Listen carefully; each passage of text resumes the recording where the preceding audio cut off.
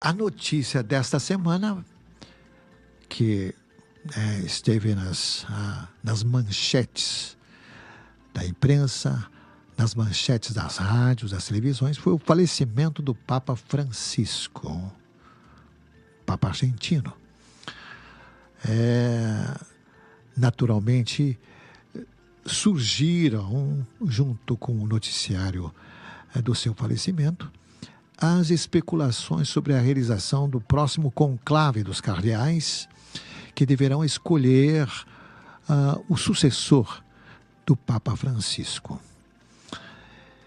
E aí, veja, no meio de tanta especulação, nós vemos que a eleição do próximo Papa também está cercada de muita, mas muita atenção. Por quê? Porque o Papa exerce uma influência muito grande em todo o mundo. Afinal de contas, são muitos milhões de católicos em todo o nosso planeta. Na Terra, no nosso mundo, são cerca de 1,5 bilhão de católicos. E aqui, para o nosso país, para o Brasil, também é uma eleição muito importante. Afinal de contas, são 150 milhões de católicos que tem no Brasil. E nós somos 65 milhões de evangélicos, portanto, 1/3 da população brasileira, mas nós também, mesmo sendo evangélicos, nós temos um olho, uma atenção muito grande para com aquele que será eleito o novo ocupante do trono do Vaticano. Para nós brasileiros é muito importante. E também porque nós temos 7 cardeais que podem votar e que são elegíveis. Dentre os 8 candidatos que estão sendo mais cotados para a eleição, para o conclave que deve ser realizado aí dentro de 10, 15 dias, temos um cardeal, o Dom Sérgio da Rocha, cardeal de Salvador, na Bahia. Ele tem alguma cotação, mas, de um modo geral, acredita-se que ele não tem chance real de ser eleito. Não. Ele tem prestígio, ele tem renome entre os cardeais, os 135 cardeais que irão eleger o novo Papa, mas é improvável que ele tenha de fato uma chance real de eleição. Por quê? Porque o Papa Francisco era argentino, quer dizer, latino-americano. E certamente no próximo conclave, não vão escolher um outro Papa da América Latina. Então é improvável então que entre os 7 cardeais brasileiros venha a ser escolhido um brasileiro ou até mesmo um latino-americano. Dentre os candidatos possíveis, são cerca de 7 ou 8, está um cardeal da África, de grande prestígio, tem muito respeito, muita consideração entre os 135 cardeais votantes, eleitores, é o cardeal Robert Sarah, da Guiné-Conakry. Guiné-Conakry é um país da África, localizado esse país na África Ocidental, ali perto do Senegal. As pessoas, de um modo geral, têm uma ideia de onde está o Senegal. Na parte bem ocidental, abaixo do Senegal, está a Guiné-Conakry. Ele teve uma formação muito boa com missionários estrangeiros, missionários católicos, e teve também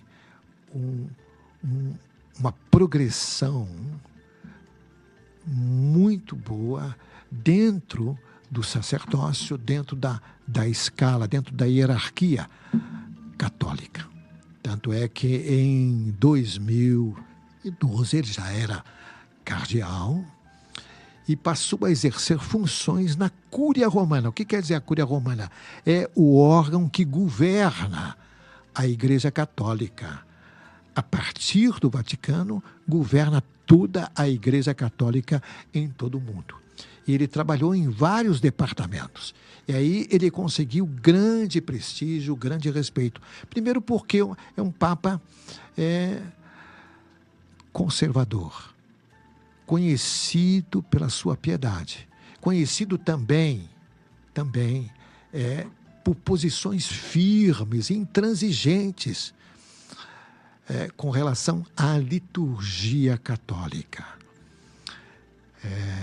Ele sempre afirmou que na liturgia católica o que deve estar no centro de toda atenção, de toda adoração, aquele que deve ser proclamado é Jesus Cristo. Veja que ele não fez nenhuma referência a nenhum santo, não fez referência a Maria. Diz que não quer dizer, veja, que ele estivesse criticando ou fazendo algum comentário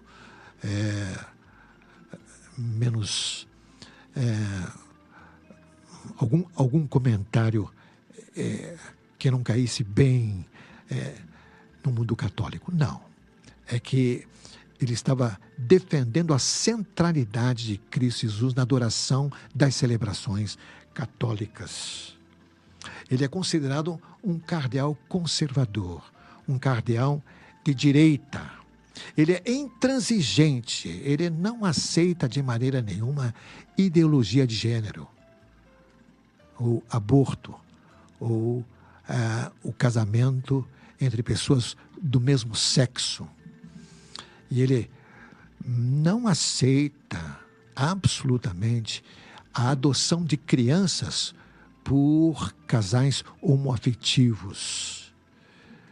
Ele é intransigente também no que diz respeito à liturgia tradicional católica.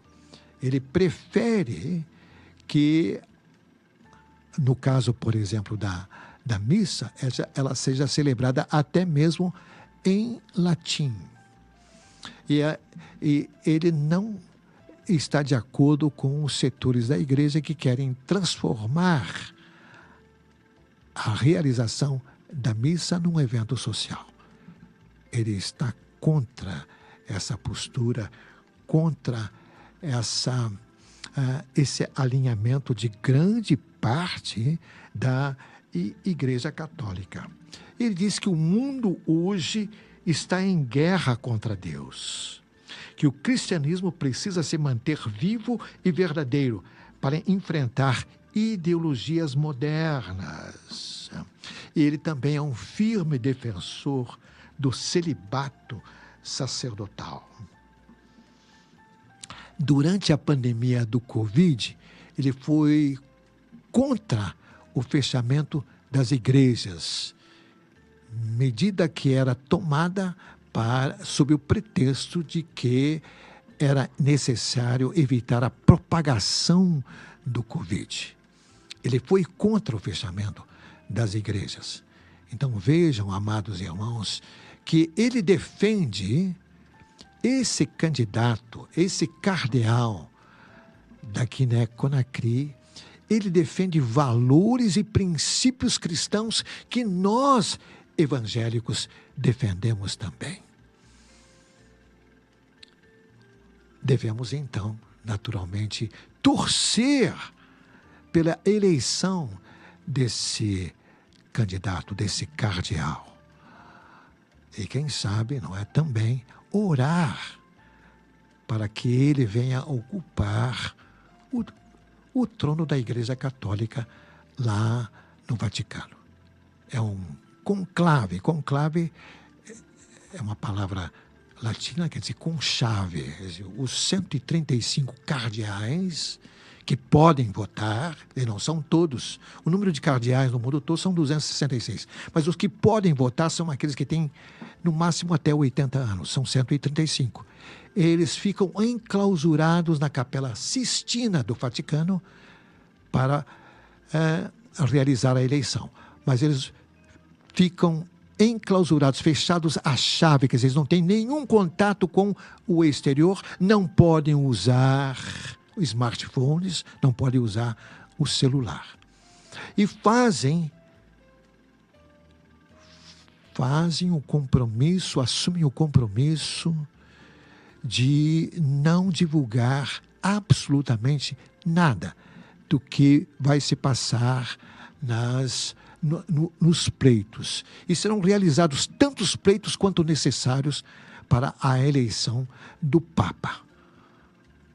Enquanto não houver a eleição, enquanto não for escolhido com a maioria de 2/3, os papas ficam enclausurados, ficam encerrados na Capela Sistina, sem nenhum contato com o exterior. Enfatizo, devemos orar para que o cardeal da Guiné-Conakry, Robert Sarah, ele seja o próximo eleito no conclave que vai designar qual é o sucessor do Papa Francisco.